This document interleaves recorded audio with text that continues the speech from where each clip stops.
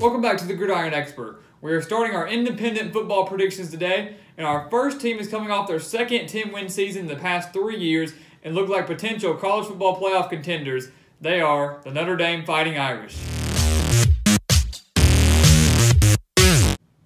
Notre Dame surprisingly missed out on a bowl game in 2016, but responded in a big way in 2017, going 10-3 and starting the season off 8-1 with that lone loss coming to Georgia at home by just 1 point. Of course, we all know Georgia going all the way to the national championship, and that win certainly helping their resume. But Notre Dame had a pretty disappointing end to the season, losing 2 of their final 3 in the regular season, both coming on the road to solid teams, though. On the road against Miami, where they lost 41-8, and then on the road against Stanford, where they lost 38-20. So very respectable losses there. Unfortunately, blowouts, but still against solid teams and on the road, so that's understandable. And then they got their bowl win over LSU to cap off the season with 10 wins, their second in 3 years. This year, they returned 15 total starters, and this is a very, very solid Notre Dame team that I really think could be a potential college football playoff contender, much like they were last year up until that Miami game. They were ranked number 3 going into that game. But they returned Brandon Wimbush at quarterback on the offensive side of the ball. And he got criticized a lot last year for not being the best quarterback in the world and certainly not having the best passing numbers.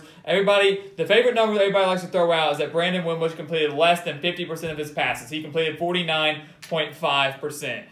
So, yes, he didn't complete 50% of his passes, but still had, I believe, 16 touchdowns there. No one talks about how good he is as a dual-threat quarterback last year, though. He rushed for 803 yards on the ground and had 14 touchdowns. So he's going to be a solid quarterback this year. I expect his passing numbers to improve, and I still expect him to be solid on the ground as well. So Brandon Wimbush, a very, very solid and experienced starter for the Fighting Irish. They did lose Josh Adams at the running back position, their leading rusher from last year. They did lose Equanimeous St. Brown, the big wide receiver from last year. So those are going to be some 2 key losses on the offensive side of the ball, not even to mention Mike McGlinchey and Quentin Nelson, both of their solid offensive linemen that they lost last year. Both NFL draft picks last year, some of the best offensive linemen in the entire nation. But those are the only 2 they lose. They returned 3 offensive line starters this year, so that's going to help them out. And at wide receivers, they have Chase Claypool and Miles Boykin, and then Elise Mack at tight end as well. So this is going to be a very solid Notre Dame offense, despite losing some big-time starters last year. On defense, though, that's where their strength is going to be, with 9 returning starters on that side of the ball. You got Jonathan Bonner and Jerry Tillery along the defensive line, so that's going to be a pretty experienced crew there. But the secondary is what I'm most excited about for this Fighting Irish team. They got Troy Pride, Julian Love, Jalen Elliott,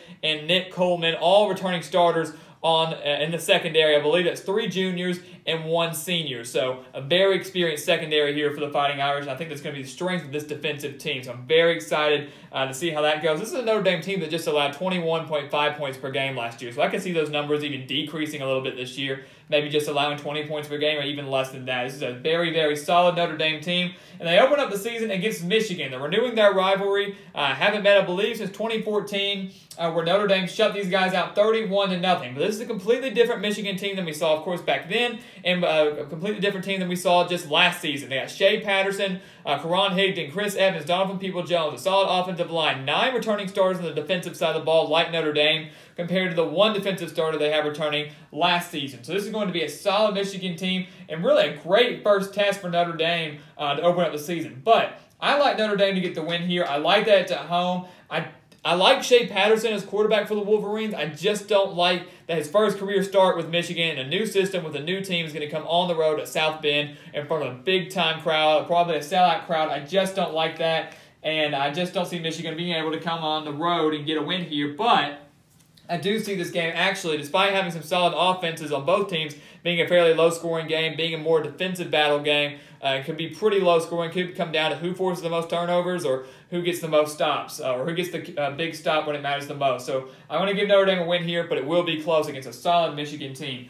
Wins over Ball State and Vanderbilt. Vanderbilt, the second SEC team that Notre Dame is going to face in the regular season at home as well, but nothing compared to Georgia like last year. Vanderbilt, a team that I think Derek Mason's on the hot seat with the Commodores. I like their quarterback in Kyle Shermer, but that's about it. Their defense should be solid, as always, under Derek Mason, but they're just not going to have enough power to come into Notre Dame and steal a win on the road. So that's unfortunate for Vanderbilt. I really hope Derek Mason can keep his job with the Commodores. I have a lot of respect for him, but I just don't see this being the big-time win he needs to maybe get his name off the hot seat. Then they go on the road to Wake Forest. Last year, Wake Forest in South Bend only lost by 11. Now, yes, some of those touchdowns and some of those points came in garbage time. Didn't matter. Notre Dame had the game pretty wrapped up there. They still were able to put up 37 points against this Fighting Irish defense that was pretty solid last year. They have Kendall Hinton coming in at quarterback, and this will be the first game that he returns from his suspension. He's going to be suspended for the first 3 games of the season, and it's going to be at home. And this is a Wake Forest team that did lose John Walford, but I like Kendall Hinton as a solid replacement quarterback, and a Wake Forest team that really shouldn't see much of a decrease in production on the offensive side of the ball. So Notre Dame has to be careful because Wake Forest is going to be a solid team this year with those 14 returning starters. It is on the road, and then Stanford is right after that game. So if they look a little too far ahead to Stanford, who's going to be a nationally ranked team, probably one of their biggest games on the schedule this year, Wake Forest could catch them napping and get a win. I just don't see that, though. I think Notre Dame gets a win over the Demon Deacons. And I think that defense is going to be able to shut down this Wake Forest offense as well. Certainly not allowing 37 points like they did last year. Then Stanford comes in. Big-time win. They've already got a big-time win over Michigan. That's going to help out their resume for the College Football Playoff Committee. They get a win over Stanford, who could potentially be a top 10 team, at least top 15 team at this point, I would think. That would even boost their resume even better. And Notre Dame, probably at this point, I think is going to be in the top 10, I would assume. If not top 15, at least top 10, I would think. But Stanford coming in to South Bend. They have KJ Costello at quarterback, doing a great job replacing Keller Chris last year, who's now going to be the quarterback at Tennessee. They got Bryce Love, who returned for his senior year. Kind of a surprise last year. He had such a great season. I believe he was the Heisman runner-up.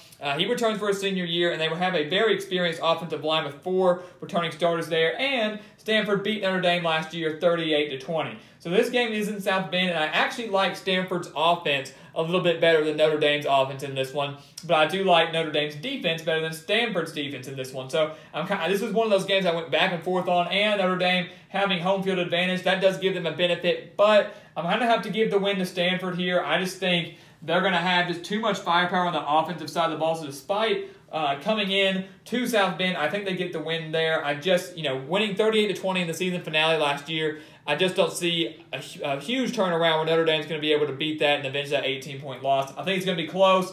I just don't think they're going to be able to get the job done at home. So their first loss of the season, they're 4-1. They're going on the road to Virginia Tech, a solid Hokies team, but I don't think it's going to be as solid as they were last year. I like Josh Jackson at quarterback. I always love Bud Foster and the defensive job that he does with the Hokies, that he's done during his entire career with the Hokies, and it's on the road. So one of the more difficult places to play in the ACC. And once again, Notre Dame can't afford to overlook this game, but this is a weaker Virginia Tech team, in my opinion, a little one-dimensional. I think this Notre Dame team is going to be able to really swallow up this Virginia Tech offense, and the Virginia Tech defense is still going to be solid, but I don't think it's going to have enough to stop Wimbush and those wide receivers. I just don't see Virginia Tech, despite it being at home, upsetting the Fighting Irish in this one. So they get a win there. And then they get a win over Pittsburgh, who's should improve. I think I have them going about 5-7 once again from last season. A horrendous season for them, but did upset Miami in that season finale. Kenny Pickett comes in at quarterback. So plenty of returning starters as well on the defensive side of the ball, not as many on offense. So Pittsburgh's defense is going to be a strength, but it's in South Bend.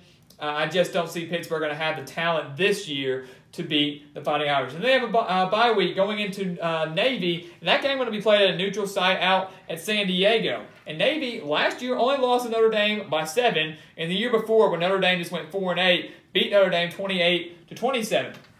So this game being at a neutral site, neither team really has home field advantage. And Navy, solid quarterback as well, dual threat quarterback. We know the type of offenses these military academies run: Army, Navy, Air Force, those type of guys. You got Malcolm Perry at quarterback, or at least should be the guy at quarterback. And they have a very senior-led defensive line and linebacking core. So this is going to be really a Navy team that I really think can compete in the American Athletic Conference.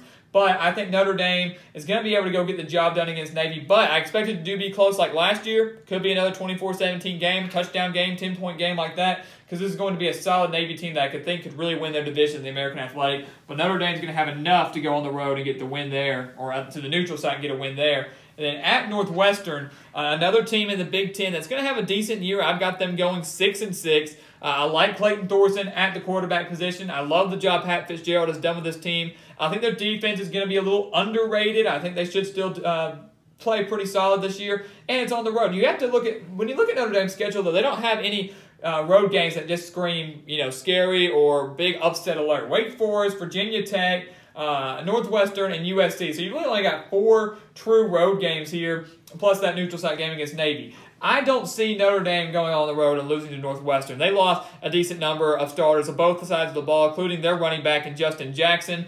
So a Northwestern team that I think is going to take a step back from their 10-win season that they had last year. Notre Dame goes on the road and gets a win over the Wildcats. So another win there. And they only have just one loss going into the final 3 weeks of the season. Still should be ranked in the top 10, I would think, at this point, because their lone loss coming to Stanford, which is a very solid team, a very big-time Pac-12 title contender. You got Florida State here, who's nothing like Florida State like we've seen in the past. You know, a few years ago, it was the number 2 Seminoles going up against number 5 Notre Dame. And that was a classic game. That game played down in Tallahassee. Notre Dame losing there late.